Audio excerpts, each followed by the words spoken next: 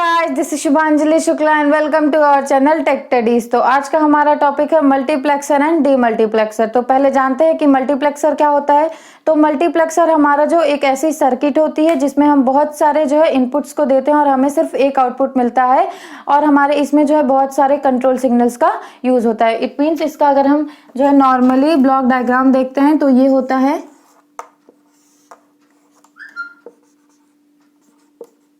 ये होता है हमारा मल्टीप्लेक्सर। ठीक, देन अब इसके बाद क्या है, यहाँ हमारे बहुत सारे इनपुट रहेंगे, हमें एक आउटपुट मिलेगा और यहाँ पे हमें बहुत सारे सिग्नल्स भी मिलेंगे। तो I0, I1, I2 dash dash IN। ठीक, सेम ऐसे M1, M2 से डैश डैश डैश M हमारा ये क्या होता है, कंट्रोल सिग्नल। ये होता है हमारा इनपुट और ये हो जाता है हमारा आउटपुट। ठीक, तो यहाँ पर क्या होता है, अगर हम इनपुट को जो है n से डिनोट करते हैं तो ये यहाँ पर अगर हमें n इनपुट्स दिए हैं और सिग्नल m दिए गए हैं और किसी एक इनपुट का आउटपुट हमें लाना है, मतलब इन सब में जितने सारे इनपुट हैं उसका सिर्फ एक इनपुट लेके उसका आंसर आउटपुट पे लाना है। तो उसका जो इक्वेशन होता है वो ये होता है कि 2 की power m equal to n, 2 की पावर जितने हमारे सिग्नल्स रहेंगे इक्वल टू n का जो इक्वेशन रहेगा उसकी वजह से हम एक इनपुट का एक आउटपुट निकाल सकते हैं। तो अब यहाँ क्या हो जाता है, अब हम क्या होते हैं, एक जो है लॉजिक डायग्राम देखते हैं। लॉजिक डायग्राम में क्या है कि अगर हम 4x1 का मल्टीप्लेक्सर लेते हैं तो 4x1 से क्या पता चल रहा है कि हमारा 4 इनपुट होगा और एक आउटपुट होगा। तो अब इसका 4x1 का मल्टीप्लेक्सर का हम देखते हैं। मल्टीप्लेक्सर में क्या होते हैं, बहुत सारे टाइप होते हैं, 2x1 का, 16x1 का, 8x1 का। तो जैसे जितने आगे जो रहते हैं वो हमारा इनपुट हो जाता है और जो हमारा पीछे रहेगा वो हमारा आउटपुट हो जाएगा। तो हमें किसका देखना है, 4x1 का। तो 4x1 में मेनली क्या होता है कि जो इसका जो हमें डायग्राम बना रहता है उसको हमें समझने के लिए बहुत ज़्यादा डिफिकल्टीज होती हैं। तो इसको नॉर्मली वे में समझिएगा, ध्यान से देखेंगे तो बहुत ईजी है। तो हमारा क्या होता है, कंट्रोल सिग्नल। तो कंट्रोल सिग्नल यहाँ पे ले लीजिए, ठीक है, स्ट्रेट 2 लाइन बनाइए ये, ओके, इसको A B, then control signal को नॉट गेट से ऐड कर दीजिए बोथ, ओके।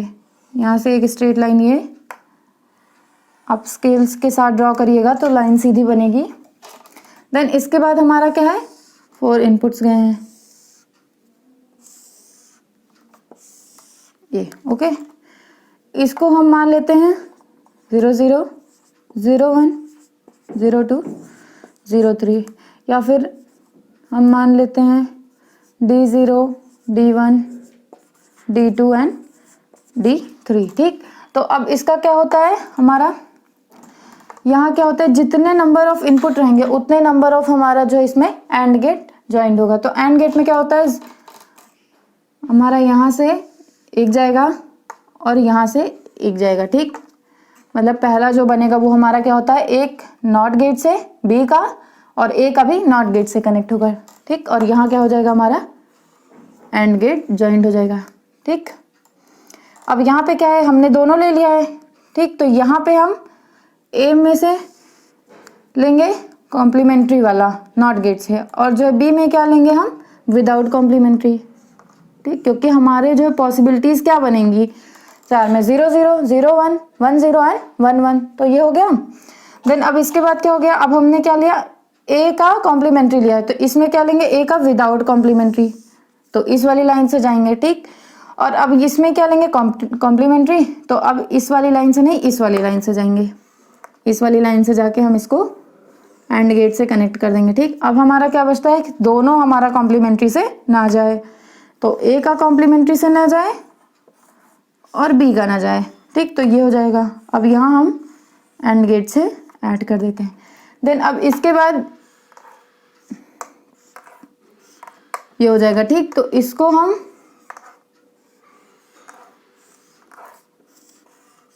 जो है हम किससे जोड़ देंगे, और गेट से। ये हो गया हमारा और गेट, और यहाँ आ जाएगा हमारा आउटपुट, मान लो Y। ठीक, तो ये हो जाता है हमारा लॉजिक सर्किट। अब इसको सिंपली समझने के लिए क्या करते हैं, अगर हम जो हमारा सिग्नल है ए बी, इसको हम 0 0 लेते हैं, सी सिग्नल हमने ए बी क्या ले लिया 0 0, ठीक।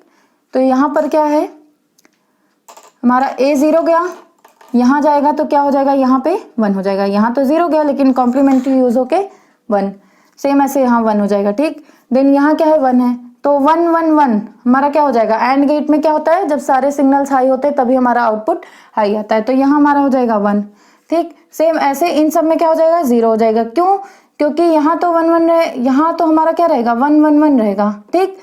देन इसमें क्या हो जाता है, एक कॉम्प्लीमेंट्री है एक विदाउट कॉम्प्लीमेंट्री है, तो यहाँ पर क्या हो जाएगा हमारा 1 सीधे चला आएगा, मतलब 0 सीधे चला आएगा, 1 नहीं आएगा।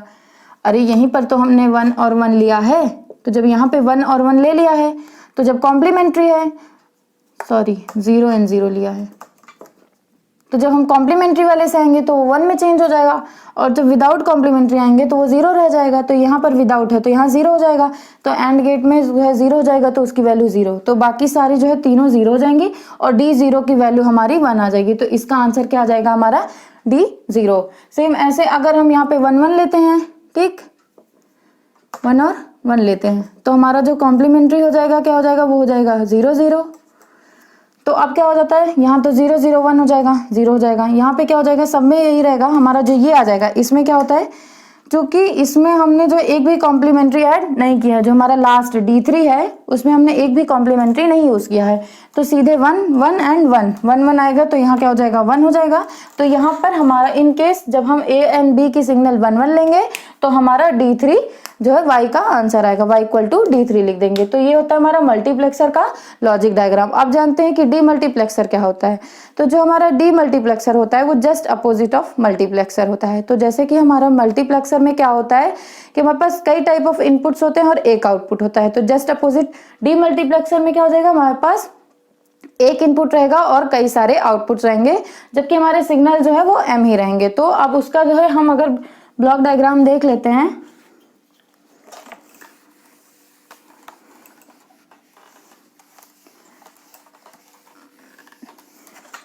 ठीक। तो डी मल्टीप्लेक्सर ये, ठीक, ये हमारा डी मल्टीप्लेक्सर। इसमें क्या है, हमारा एक इनपुट रहेगा, ठीक, कई सारे आउटपुट रहेंगे, इसको मान लेते हैं एन, ठीक। और यहाँ पे कई सारे कंट्रोल हमारे सिग्नल्स रहेंगे, ठीक। हमारा जस्ट अपोजिट रहता है, वहां पर कई सारे इनपुट्स रहेंगे, एक आउटपुट रहेगा, यहाँ पर एक इनपुट रहेगा, कई सारे आउटपुट रहेंगे। तो इनमें क्या होता है कि हम जो एक इनपुट रहेगा उसका आउटपुट लाने के लिए किसी एक आउटपुट का यूज करेंगे, तो उसको यूज करने के लिए हम सिग्नल्स का एक इक्वेशन यूज करते हैं। उसमें क्या होता है 2 की पावर m इक्वल टू की पावर n, ठीक। ये होता है हमारा इक्वेशन। इस इक्वेशन से हम इस इनपुट का जिस पे आउटपुट चाहते हैं उस वाले लाइन पे आउटपुट ला सकते हैं, ठीक। तो अब इसका हम देखते हैं कि हम इसको किस तरह से, इसका लॉजिक डायग्राम क्या होता है। तो इसका लॉजिक डायग्राम क्या होता है, इसके बहुत सारे टाइप्स होते हैं। इसमें मान लीजिए हम ले लेते हैं 1x2 मल्टीप्लेक्सर। इसमें क्या हो जाता है, हमारा 1 इनपुट रहेगा और 2 हमारा आउटपुट रहेगा। इस ऐसे ही बहुत सारे होते हैं, हमारा 2x4 हो जाएगा, ठीक, 16x2 हो जाएगा। तो जिस तरह से जो हमारा पहले वाला हो जाएगा वो हमारा इनपुट रहेगा और जो सेकंड आएगा वो हमारा आउटपुट होगा। तो अब इसका जो लॉजिक सर्किट देखते हैं हम 1x2 की, तो हमारा जो आउटपुट रहेगा वो क्या रहेगा 1 रहेगा, और 2 है तो हमारा जो है एंड गेट क्या रहेगा वो 2 रहेगा, ठीक। अब देखते हैं यहाँ पर हम, ये गया हमारा इनपुट, ठीक, इससे कनेक्ट होके हमारा बना 2 नैंड गेट, ओके। अब यहां से हमारा जाएगा सिग्नल,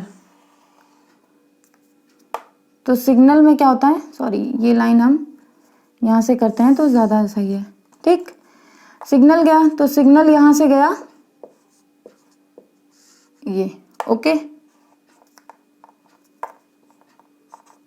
ठीक। तो ये हो जाता है हमारा इनपुट, इसको मान लो I, देन इसको मान लो सी, हमारा कंट्रोल सिग्नल गया।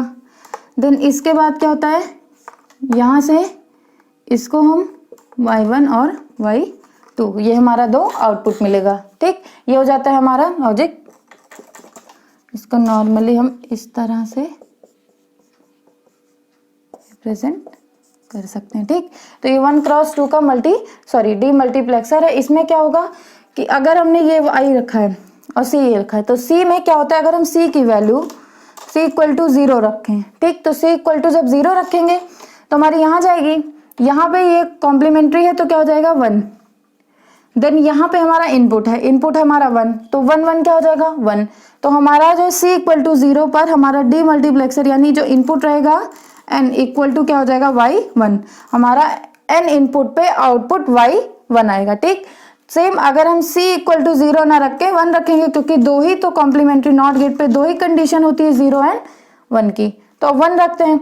1 रखेंगे तो यहाँ पर क्या हो जाएगा 0, देन 0 और 1 हो जाएगा हमारा 0, और यहाँ पे क्या हो जाएगा हमारा 1, क्योंकि यहाँ पे तो सिर्फ एक इनपुट आ रहा है, यहाँ पे कंट्रोल सिग्नल का कोई रोल नहीं है, तो यहाँ पर हमारा y2। तो अगर हम कंट्रोल सिग्नल 1 रखेंगे तो हमारा n इक्वल टू y2, यानी कि n इनपुट का हमें y2 आउटपुट मिलेगा। ठीक, तो ये होता है हमारा जो है लॉजिक सर्किट होती है डी मल्टीप्लेक्सर के 1x2 डी मल्टीप्लेक्सर का। तो हमारा मल्टीप्लेक्सर और डी मल्टीप्लेक्सर का टॉपिक यहीं खत्म होता है।